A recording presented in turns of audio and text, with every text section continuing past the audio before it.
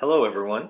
My name is Raj Day, and I lead the Global Cybersecurity and Data Privacy practice at Mayer Brown. Welcome to our teleconference today to discuss the firm's new guide, Cybersecurity and Data Privacy, Navigating a Constantly Changing Landscape. Before we begin, let me mention that, as noted under the FAQ widget on the right side of your screen, today's program is being streamed through your computer, so there is no dial-in number. For the best audio quality, please make sure your computer speakers or headset are turned on and the volume is up so you can hear the presentation. You may also adjust the volume by opening the media widget by clicking the play button at the bottom of your screen. As I mentioned, my name is Raj Day, and I lead our Global Cybersecurity and Data Privacy practice. By way of background, I've been with Mayer Brown since 2006. I also spent some time working in a range of roles in the last administration, including most recently as the General Counsel of the NSA.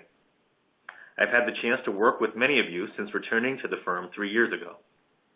It was very nice to see so many familiar names in the attendee list for today's session, and if I haven't had a chance to meet you yet, I certainly hope we will have that chance soon. Joining me today is Stephen Lilley, a partner in Mayer Brown's Washington, D.C. office.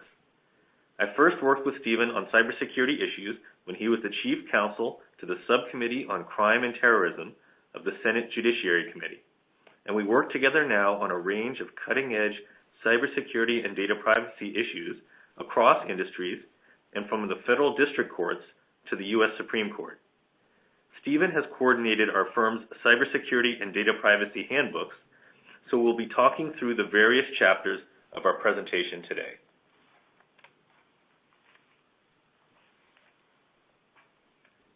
Mayer Brown has served as a champion of National Cybersecurity Awareness Month for each of the past 4 years. In each year, we have produced a practical handbook on leading cybersecurity and data privacy topics. In 2015, for example, we published a guide on responding to cyber incidents, and in 2016, we described the cybersecurity regulatory landscape. Last year, we addressed hot topics in cybersecurity and data privacy, from emerging regulatory regimes to new types of cyber risk. In each year, we've worked to provide practical guidance for in-house counsel. To be clear, the guides aren't intended to be comprehensive.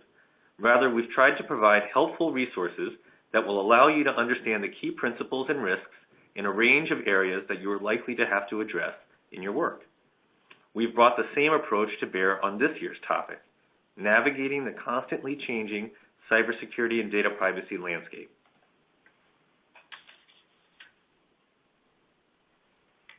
This year's guide highlights the one constant we've seen in working across a wide range of cybersecurity and data privacy projects: change. Threats are becoming more diverse, complex, and consequential. Regulatory regimes continue to expand on a global basis. Litigation is growing into new fields.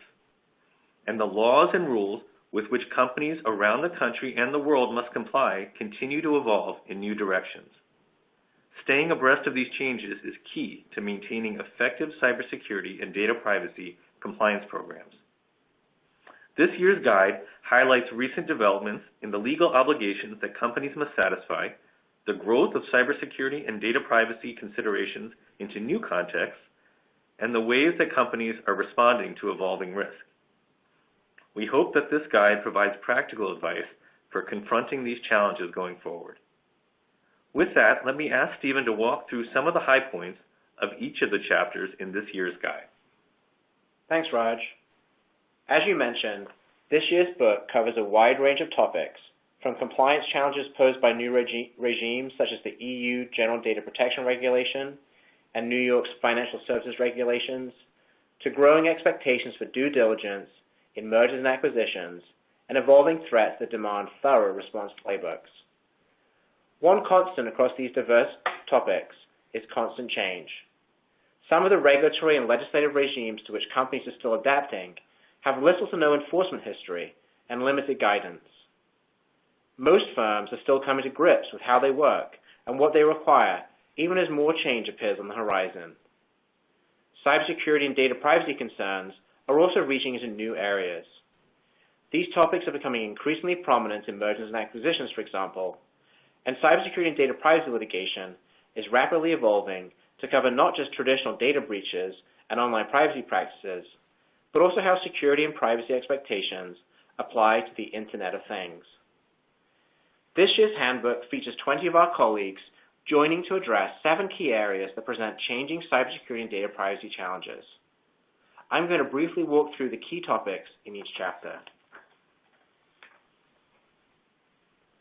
Our first chapter, Litigating the Internet of Things, discusses the anticipated wave of litigation relating to the connected devices that are increasingly impacting every aspect of our lives, from medical devices to connected cars, and from smart toys to industrial control systems. John Natalenko, Samantha Booth, Zanetta Kim, and I discuss existing consumer litigation over allegations that connected devices lack adequate security or collected or used data in unauthorized manners, and also explore other litigation that is likely to follow, including against defendants outside the manufacturing sector. Finally, we discuss steps companies can take now in anticipation of the challenges ahead. Data breach class actions and litigation over online collection and use of personal data present familiar risks to American businesses. But while those lawsuits continue, the litigation landscape is poised to change. A new wave of lawsuits is approaching, disputes challenging the cybersecurity and data privacy practices of the connected devices that make up the Internet of Things, or IoT, connected cars, medical devices, home appliances, and countless other smart products in consumer and commercial applications, as well as the operational technology, or OT, employed in manufacturing and infrastructure contexts, from power plants to pipelines and factory floors. The business opportunities presented by connected devices have never been greater, but the associated litigation risks are substantial and growing, and different in kind from the risks that businesses already face. Most significantly, compromise and failure of connected devices can have potentially critical safety consequences, such as a hacker seizing control of a vehicle on a highway, or changing the dosage or function of a medical device. As a result, future litigation over connected device cybersecurity may draw heavily upon product liability principles, or even upon mass tort concepts in attacks on connected devices and infrastructure applications. Moreover, data privacy litigation may pose heightened risk because of the large volumes of data that connected devices can collect, including data of particular sensitivity, given the close integration of these devices into consumers' personal lives. Finally, today's IoT litigation is coming during a critical period in which consumers are still considering how much connectivity to bring into their lives.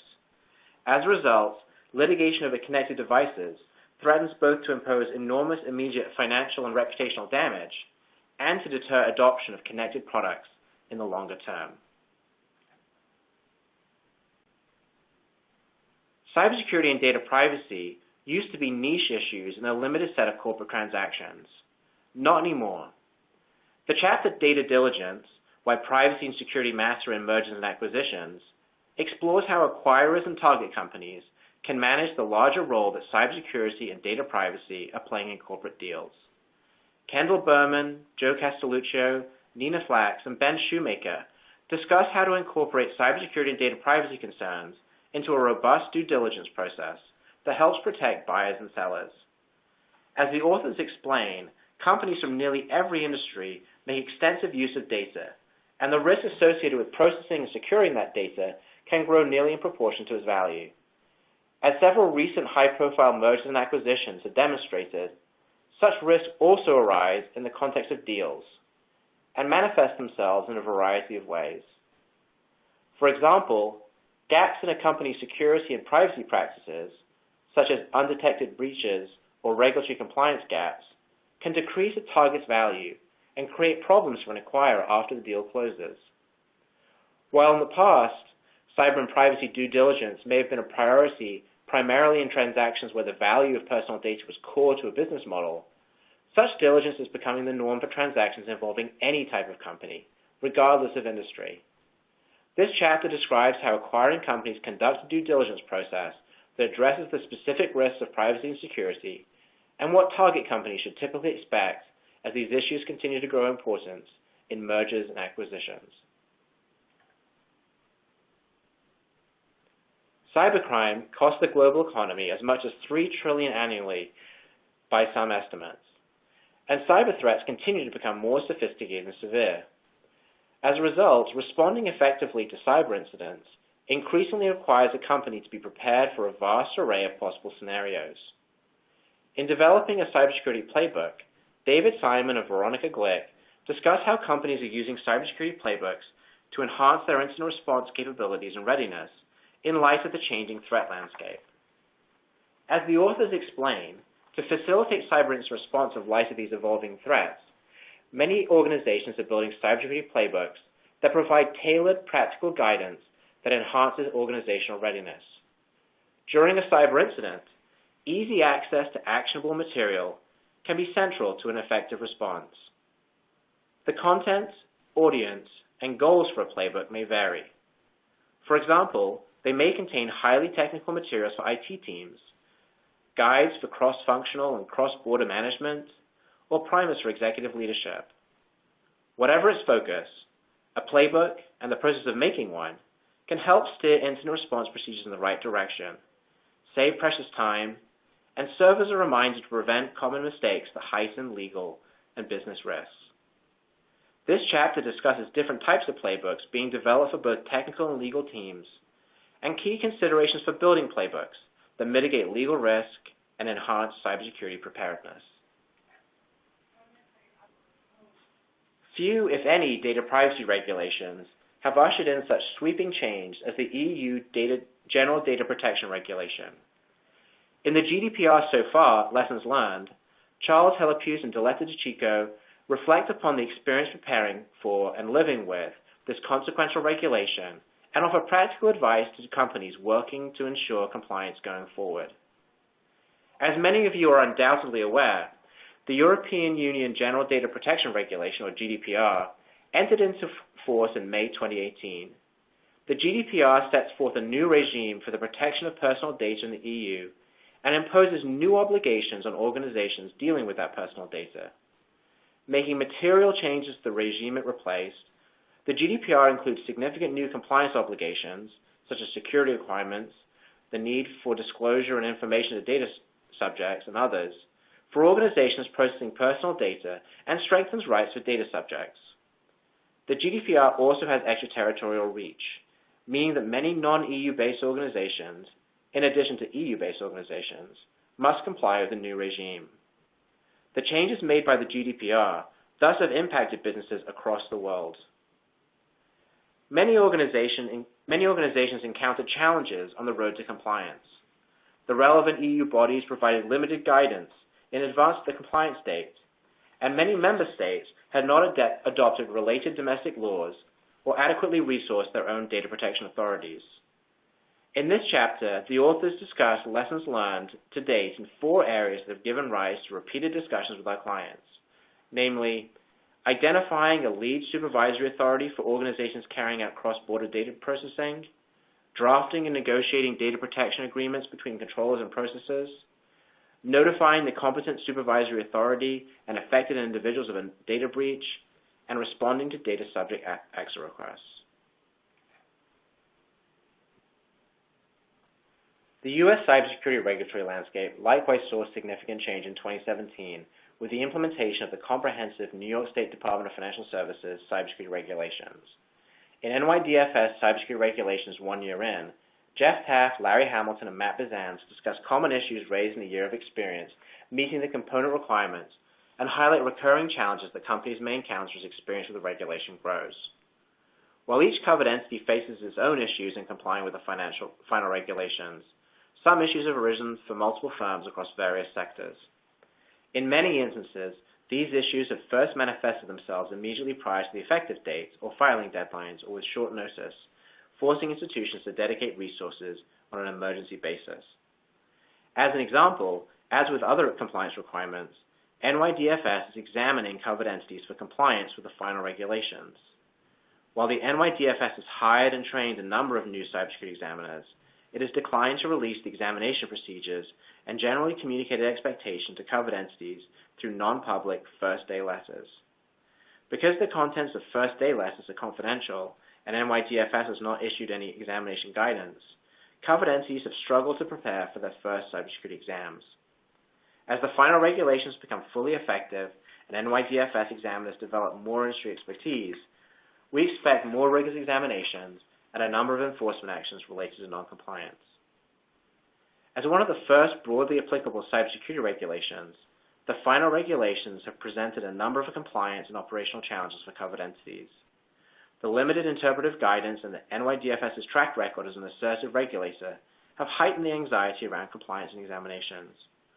While the implementation of any new compliance initiative can create anxiety for financial institutions, the authors explain how the high stakes and low context rollout of the final regulations has caused many covered entities and their outside counsel to rapidly develop and implement new assessment approaches and compliance measures to prepare for the first examination. While the U.S. Securities and Exchange Commission had previously issued staff guidance on cybersecurity disclosures, the Commission itself had not spoken on this priority issue. This changed in 2018 as the Commission addressed how and when it expects public companies to disclose cyber risks and incidents to investors. Laura Richmond discusses that guidance in Disclosing Cyber Risks and Incidents, SEC Guidance and Enforcement, and explores how companies can meet the SEC's expectations. The 2018 guidance built on earlier staff guidance and emphasized that companies should consider the materiality of cyber risks and incidents when preparing disclosure under the securities laws. In addition, it addressed the importance of policies and procedures related to cybersecurity, including disclosure controls and procedures and insider trading policies. A few months after issuing this guidance, the SEC announced a settlement in which the company formerly known as Yahoo agreed to pay a $35 million penalty to settle charges that it misled investors by failing to timely disclose a data breach, further demonstrating that the SEC is taking cybersecurity very seriously and is expecting companies to do so as well. The 2018 guidance outlined a number of issues that companies should consider when evaluating cybersecurity risk factor disclosure, including the occurrence, severity, and frequency of prior incidents, the probability and potential magnitude of incidents, the adequacy of preventive actions, the potential for reputational harm, existing or pending laws and regulation, and litigation, regulatory, investigation, or remediation costs involving incidents. This chapter discusses how companies can best approach disclosures in the wake of this guidance and the SEC's increased scrutiny on cybersecurity. Finally, state cyber and privacy law, sweeping change and gradual evolution, discusses the challenges that companies face with respect to constantly changing state-level regulation of cybersecurity and data privacy. Marcus Christian, Lei Shen, and Sasha Keck particularly discussed the significant transformation to be ushered in by the California Consumer Privacy Act, or CCPA, and changes in state data breach notification law, the regulation of biometric data, and other distinct state law activity that companies will benefit from considering going forward. The CCPA, passed in 2018, constitutes the most sweeping general privacy standard in the United States. The CCPA applies to a wide range of companies doing business in California and to a wide range of consumer information. It also represents a departure from the approach of most current U.S. privacy laws in its focus on providing consumers with new rights and protections with respect to broad categories of personal information collected about them. Many states have also taken steps to enact new data breach notification laws or to amend existing ones. In 2018, the last two states to do so, Alabama and South Dakota, enacted data breach notification statutes. Now each of the 50 states possesses its own data breach notification statutes. Another trend at the state level has been legislative consideration of laws restricting the use of biometric data, such as fingerprints, facial scans, and iris scans. Most significantly, 3 states, Illinois, Texas, and Washington, have enacted statutes in the past decade that impose restrictions on this information. The authors discuss these and other key developments at the state level and practical considerations for companies as they manage the evolving legal landscape.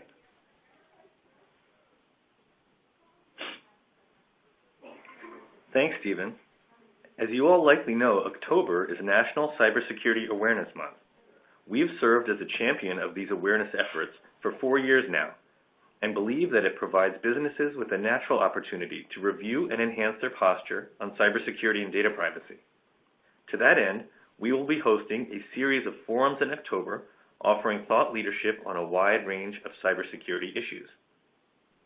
For example, we will also be highlighting specific chapters in our book throughout the month with presentations discussing developments in state cybersecurity and data privacy laws, the new SEC disclosure guidance, and experience with the New York DFS cybersecurity regulations. In addition, we will be publishing a series of practical guides for general counsels on particular issue areas. We look forward to sharing our insights and hope you will join us for some or all of the upcoming programs. Please look for additional information about these upcoming events in your email. This concludes today's presentation. Stephen and I appreciate you joining us today and hope you enjoy our guide, Cybersecurity and Data Privacy, Navigating a Constantly Changing Landscape. Have a great day.